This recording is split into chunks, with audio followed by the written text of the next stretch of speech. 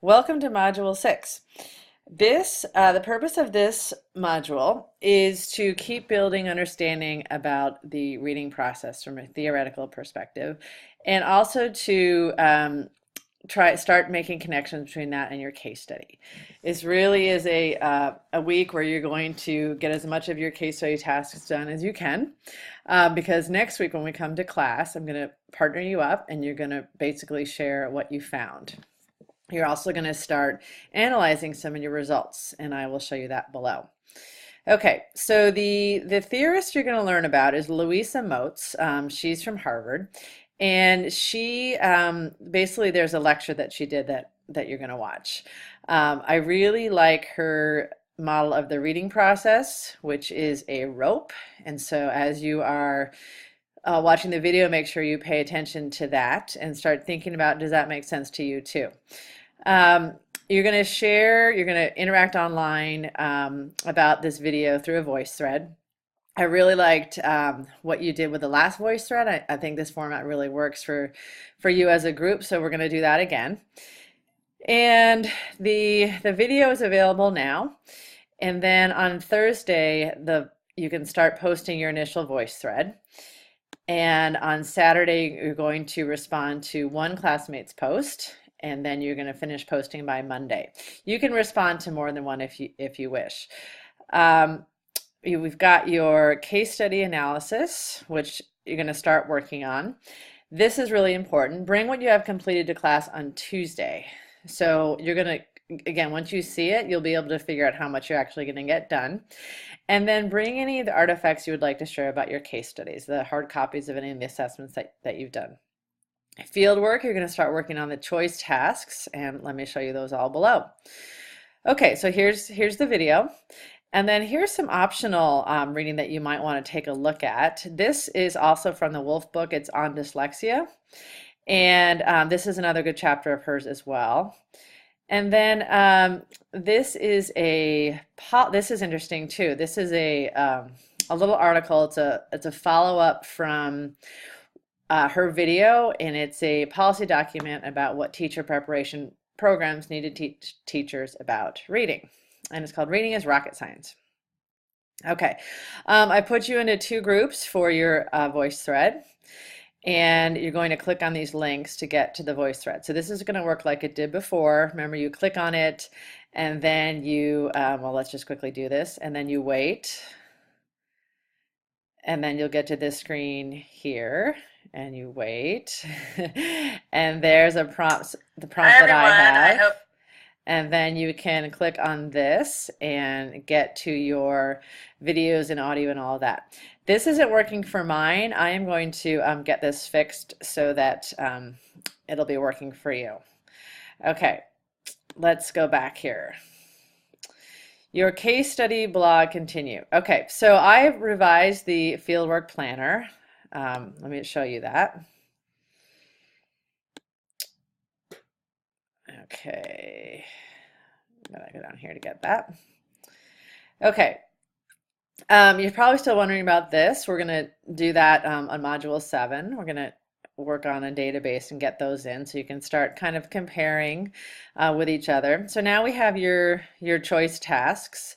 Now some of you, this was difficult to do, and so you can swap something else in this place. And it could probably be one of the choice tasks. Okay. Option 1 is to follow up assessments in any of the above areas. For example, you could do another one of the FARP ones. The decoding one is a good one. I think that's on page 11 and 12, so you might want to check that one out.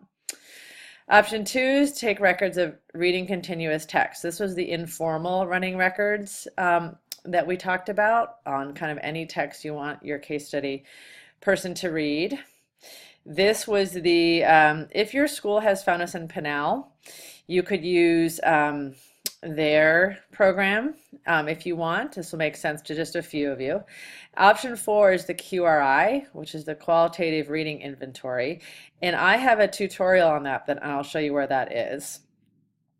This is new, retelling a text. So all you would do, and this is a comprehension assessment, is have the student read a text, a story that they want to read, or it could be one that you've chosen that's leveled, and it could, and then you ask them to tell you the story back and in order, and then you can kind of cue them as they go, like, is there anything more you want to tell me? And as they're doing that, you could record that with your phone so you can kind of look back at it. And really what you're doing is you're getting a sense of how well they understood the story based on how well they're retelling. You can also, some people might be interested in listening comprehension. So you could read a story and then have them tell you the story back. Option 5, complete a request that came out of Module 7.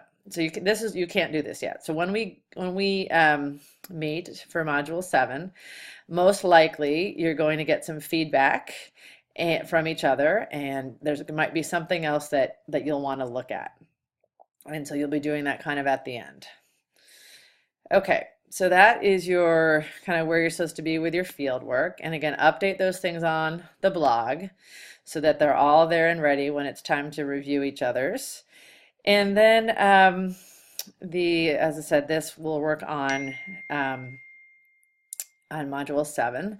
Here's a new thing that I've created to kind of help you think about analyzing your case study. So basically what you're going to do, and this should look familiar, we worked on this in class, but now it says, what have you observed about your case study child? So in here is where you're going to start filling in results from your assessments, like the summary of the assessment, what assessments you did, and how you're interpreting those. And you can see there's a bunch of categories here. And for next week, you're going to do as much as you can. So if you've basically fill this out for all the assessments you've completed. If you're planning later to do some of these other ones and you haven't gotten to it for next week, then you'll basically be leaving this blank, and that's fine.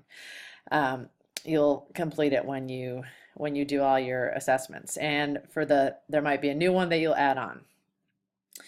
So here is an example of what you might want to write in these. So Darren scored 15 out of 17 on the letter identification test. He missed the upper G and the lowercase a. I think this was because of the unfamiliar type font for those letters. So this is what test you did on the score. This is the kind of what happened. And this is your kind of interpretation of that.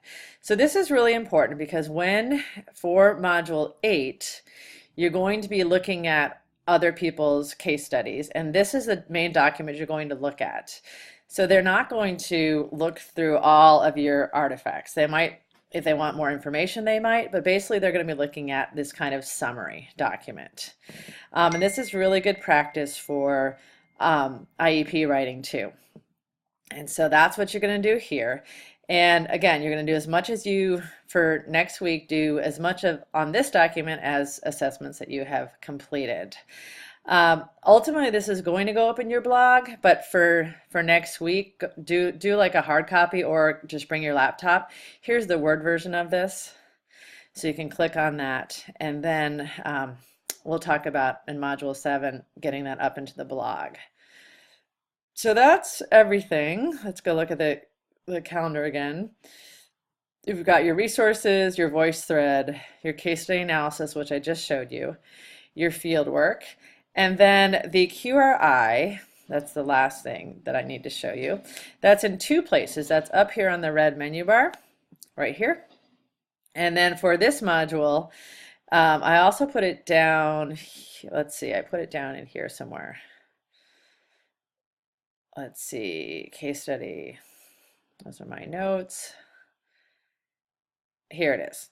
And there is a tutorial here, and also on the red menu bar, you can find it there, about how to use that. And you're going to really like this if you would like to do, if you want to look into comprehension, if you choose, you'll see this is one of the choice things.